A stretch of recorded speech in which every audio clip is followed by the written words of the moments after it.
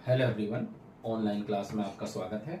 आज हम 10th class का चैप्टर नंबर 11 जिसका नाम है वृत्तों से संबंधित क्षेत्रफल, इसको पढ़ने वाले हैं।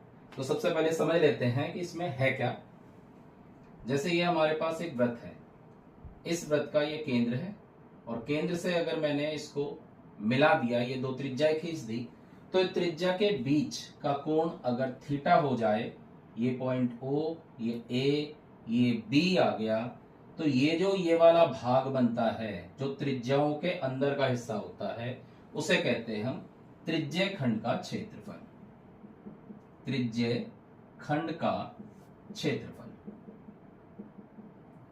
और क्योंकि ये लघु यानी कि छोटा हिस्सा है, इसलिए इसका पूरा नाम है लघु त्रिज्य खंड का क्षेत्रफल। ये जो बाकी का हिस्सा बचता है, ये हो गया दीर्घ त्रिज्य खंड का क्षेत्रफल। त्रिज्य खंड का क्षेत्रफल। ऐसे ही अगर मैंने एक दूसरा वृत्त बनाया और इसी तरह से इसको मिला दिया, लेकिन अब की बार क्या चेंज किया, मैंने यहां से एक जीवा खींच दी। तो जैसे ही हमने यहां पे एक जीवा खींची और जीवा की जो नीचे वाला हिस्सा है, ये वाला हिस्सा, इसे कहते हैं वृत्त खंड का क्षेत्रफल। वृत्त खंड का क्षेत्रफल। अब क्योंकि ये छोटा हिस्सा है तो नाम हो गया इसका लघु वृत्तखंड का क्षेत्रफल, और बाकी का जो हिस्सा बचा वही दीर्घ वृत्तखंड का क्षेत्रफल। तो हमने चार चीजें पढ़ी हैं। देखो, ये वाला हिस्सा जो पूरा लिया हमने, इसे लघु त्रिज्य खंड का क्षेत्रफल कहते हैं। वृत्त का जो बाकी का खाली हिस्सा आपको दिख रहा है, वो दीर्घ त्रिज्य खंड का क्षेत्रफल। ऐसे ही अगर मैं नीचे की एक जीवा खींचने के बाद ये नीचे वाला हिस्सा ले लूं, तो ये लघु वृत्तखंड का क्षेत्रफल, और ये हो गया हमारा दीर्घ वृत्तखंड का क्षेत्रफल।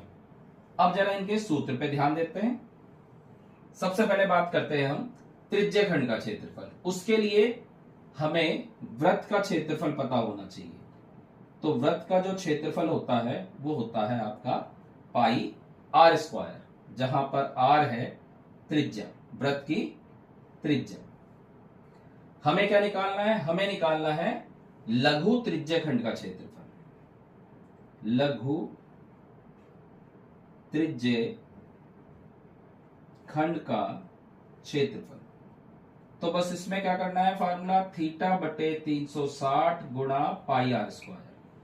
थीटा जो कोण उसने इनके बीच का दे रखा है, और 360 ये पूरे जो वृत्त का जो कोण होता है अंदर का, वो 360 डिग्री होता है। तो यानी कि लघु त्रिज्य खंड का क्षेत्रफल हो गया थीटा बटे 360 पाई आर स्क्वायर। ऐसे ही अगर हमें दीर्घ त्रिज्य खंड का क्षेत्रफल निकालना हो, तो देखो पूरे वृत्त का क्षेत्रफल मैंने बताया पाई आर स्क्वायर, उसमें लघु का बता दिया। तो आपको क्या करना है, पूरे वृत्त के क्षेत्रफल में से लघु वाला हिस्सा आपको घटा देना है। ये आ गया दीर्घ त्रिज्य खंड का क्षेत्रफल। ऐसे ही लघु वृत्तखंड का क्षेत्रफल निकालेंगे। लघु वृत्तखंड का क्षेत्रफल। अब लघु वृत्तखंड का क्षेत्रफल यानी ये वाला हिस्सा, तो इसका फार्मूला होता है थीटा बटे 360 into pi are square minus 1/2 are square sine theta. ये ध्यान रखेंगे, थीटा बटे 360 पाई आर स्क्वायर तो यही वाला है, और बस उसमें थोड़ा फालतू काम हो जाएगा, 1/2 आर स्क्वायर साइन थीटा घट जाएगा। ये मान के चलें कि ये वाला जो त्रिभुज दिख रहा है आपको, बस इसका क्षेत्रफल हमने घटा दिया। ऐसे ही अगर आपको दीर्घ वृत्तखंड का क्षेत्रफल निकालना हो, तो इसमें भी वही तरीका है। पूरे वृत्त का क्षेत्रफल पाई आर स्क्वायर होता है, और उसमें से आप थीटा बटे 360 pi are square minus 1/2 are square sine theta घटा देंगे। तो ये चार फार्मूले हो गए। मेन फार्मूला हमारा ये है लघु त्रिज्य खंड का क्षेत्रफल, थीटा बटे 360 पाई आर स्क्वायर, और मेन लघु वृत्तखंड का क्षेत्रफल थीटा बटे 360 pi are square minus 1/2 are square sine theta. इसके अलावा एक लघु चाप की लंबाई, लघु चाप की लंबाई या खाली चाप की लंबाई, मतलब ये वाला हिस्सा, देखो ये वाला हिस्सा, ये हिस्सा जो है ये चाप कहलाता है, लघु यानी कि छोटा। इसका फार्मूला थीटा बटे 360 गुणा, क्योंकि ये परिधि का एक भाग है, ये वाला जो है चाप परिधि का भाग है, और परिधि का फार्मूला क्या होता है वृत्त की परिधि का 2πr। तो कुल मिलाकर हमारे पास 1 2 3 4 और 5 फार्मूले हैं। इस 5 फार्मूले का ही पूरे चैप्टर में इस्तेमाल है। बस आप इन चैप्टर के फार्मूले को अच्छी तरह से याद करेंगे, फिर एक एक करके आपके पास क्वेश्चन सारे हो जाएंगे। मेन फार्मूला एक ये रहा और एक ये रहा। तो चलिए क्वेश्चन करते हैं। सबसे पहले हमारे पास पहला क्वेश्चन है एक्सरसाइज 11.1। 6 सेंटीमीटर त्रिज्या वाले, त्रिज्या दे दिया 6 सेंटीमीटर, 6 सेंटीमीटर त्रिज्या वाले एक त्रिज्य खंड का क्षेत्रफल जिसका कोण 60 डिग्री है, थीटा बराबर 60 डिग्री। देखो उसने पूछा है त्रिज्य खंड का क्षेत्रफल, त्रिज्य खंड का क्षेत्रफल। तो एक बात ध्यान रखना, त्रिज्य खंड का क्षेत्रफल, इसका मतलब हो गया ये जो इसने कहा त्रिज्य खंड का क्षेत्रफल, हमेशा जब भी वो त्रिज्य खंड का क्षेत्रफल खाली पूछेगा तो समझ लेना वो लघु की बात कर रहा है।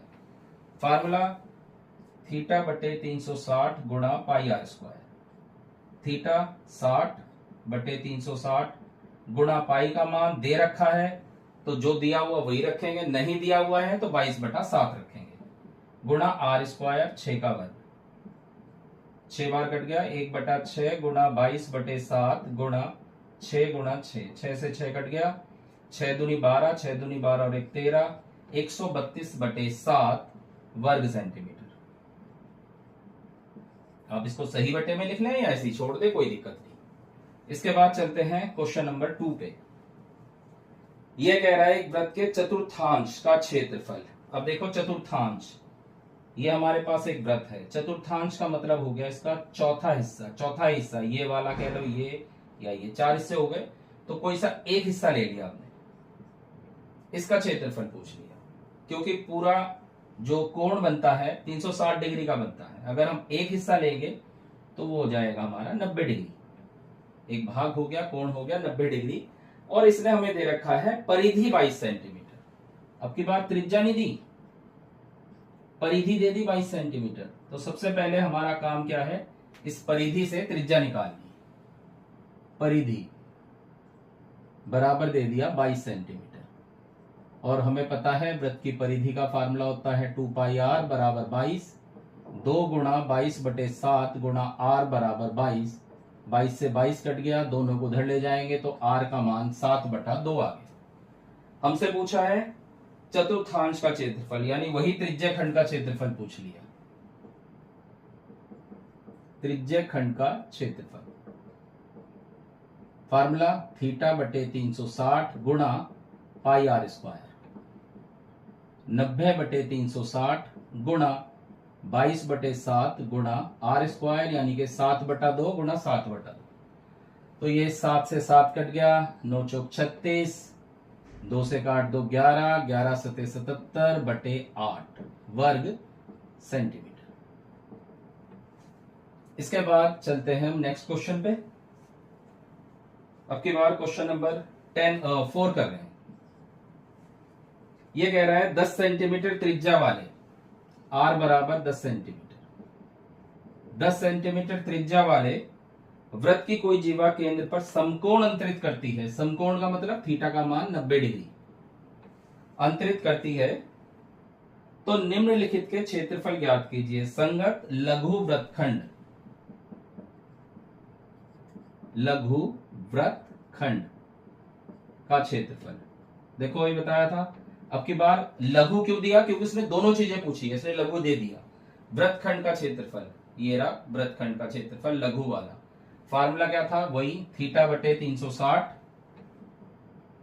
थीटा बटे 360 पाई आर स्क्वायर माइनस 1 बटा 2 आर स्क्वायर साइन थीटा, 90 बटे 360 गुणा। अब की बार देखो पाई का मान इसने दे रखा है हमें 3.14,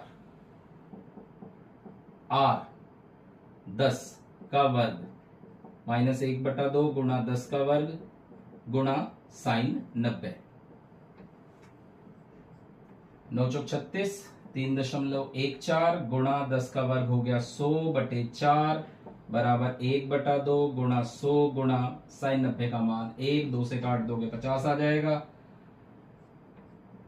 25, 25 चौका 100, 0 10, 25 से कम 25, 10 35, 5 3, 25 के 75, 3 78।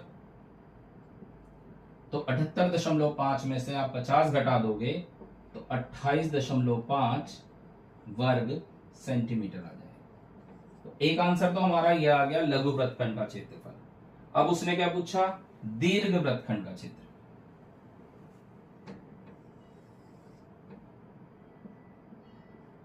दीर्घ वृत्तखंड का क्षेत्रफल। तो मैंने आपको क्या बताया था कि पूरे वृत्त के क्षेत्रफल में से, देखो दीर्घ वृत्तखंड का क्षेत्रफल क्या है, पूरे वृत्त के क्षेत्रफल में से लघु वाला घटा दो, यानी कि πr² में से लघु वृत्तखंड का क्षेत्रफल। πr 3.14, r यानी कि 10 का वर्ग माइनस लघु वृत्तखंड का क्षेत्रफल हमने अभी निकाला था 28.5, तो ये आ जाएगा 314 आ जाएगा माइनस 28.5। तो घटा देते हैं,